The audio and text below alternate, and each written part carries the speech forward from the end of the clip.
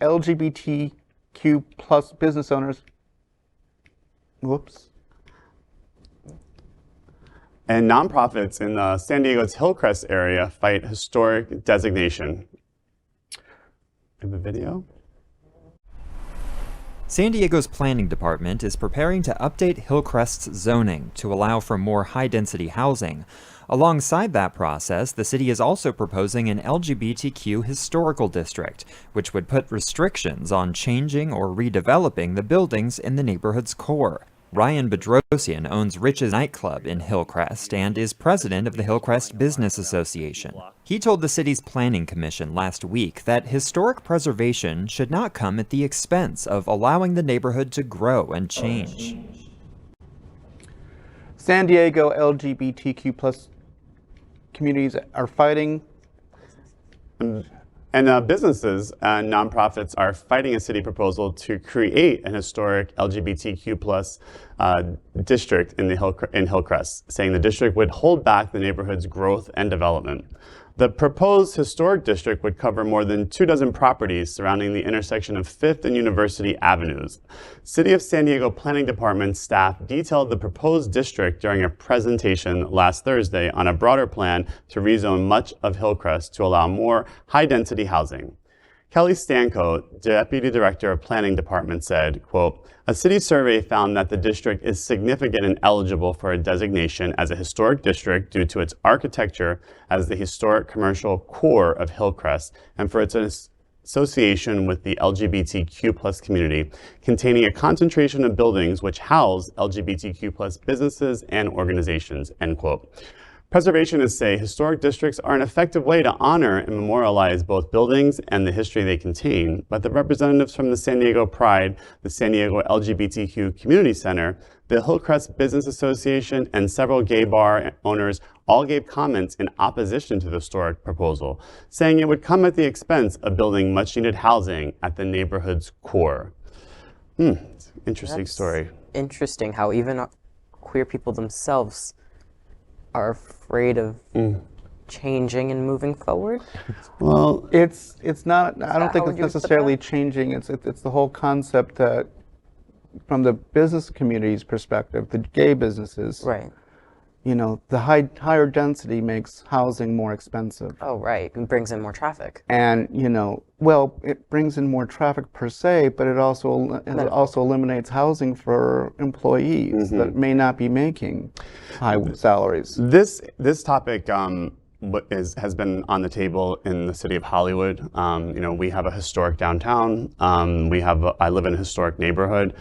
So there's a lot of battle of building and development in Hollywood. And as the LGBTQ plus council, as it came to our table to kind of take a position on it, we kind of fell into the trap of this story, which was that if I was an LGBTQ business owner on the beach in Hollywood Beach, I might be really happy that you're going to build a high rise and bring 500 new people with their money to spend in my business.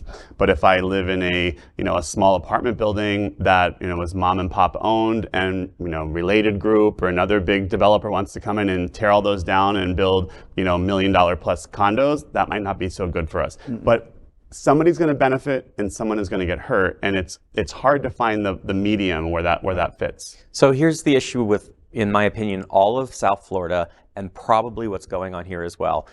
There is no holistic approach to development.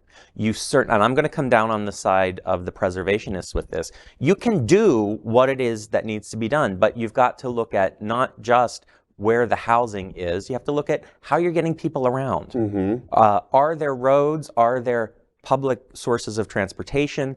The city of Munich in Germany used to have in its downtown core a traffic corridor. And they blocked it off and made it pedestrian. And of course, they all fought it back, and they said, no, this is going to ruin downtown. What did it do on the other hand? No, made it a brilliantly booming center of the city for pedestrians and for businesses, because they paid attention to transportation. They paid attention to how transportation connects people to this area and where the housing is. We are very short-sighted in the United States, especially here in South Florida, when it comes to designing City planning. city There planning, is no design, city urban planning. It goes for the highest bidder. You know, I live in Miami, and downtown Miami is already a nightmare to get around. And there's 2 new huge high-rises going up right now. And I wonder, where are these cars going to go? And besides, they don't have the infrastructure available for the people coming in, which makes one of the most hostile cities in the world even more hostile, because nothing has been planned out. So you're absolutely correct. But how do we argue on behalf of planning and a slower, perhaps, progression in the face of all the money that's being thrown at us? And by the way, most of those buildings are not owned by American owners or people who live in Florida. They're owned by foreign interests. So, and why is that significant? Because they don't care. They make the building, they take their money, they leave, they're not part of the community. So we should also be wondering who exactly is building in these communities and who's going to stay behind to care for them. And we have to find that balance so that when the small businesses, not the malls and not the major retailers, come into place, that it's affordable. I mean, how many buildings are here in South Florida with street level storefronts that are $500 a square foot and they're less than 100 square feet? So how can a mom and pop generate that kind of income on such a small footprint to support? or a mom and mom or a pop and pop. Well, okay. LGBTQ plus news is vital for our community and for the broader world as a whole. We have enough enemies at Fox News. Tucker, Sean, and Lara are loud. We need passionate allies. Happening Out Television Network, Queer News Tonight, and It's Happening Out are literally out of the closet and into the headlines. Our community needs your support. Like this broadcast and subscribe now to ensure the growth of the entire LGBTQ plus community.